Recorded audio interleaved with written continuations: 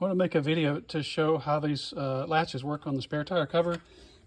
To get this open, you should hold that and pull this up that much.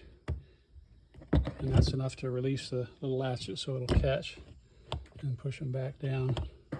And that holds it. There's another position. Let's see. If you open them, if you push them in again, it pops open and gives you access to these two screws. And that's just for maintenance. If you have to take this cover off, that allows you to get in there. But I believe you stick up so far, if you slam the hood with the this latch sticking up, it'll catch it and it'll snap it, it'll break it, and it'll break all the plastics in there. That's really sad because these are kind of hard to get. I think they're not, I think they're unavailable.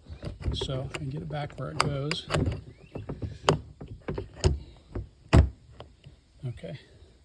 The other little trick to hold this open, there's a little lanyard here that goes right in there to hold it, so you can get stuff in and out. That's a clever Japanese for you. And the last trick, if you ever need to take this clear off, you just yank straight up on it and it disengages from the hinges, so you can pop it back in like that.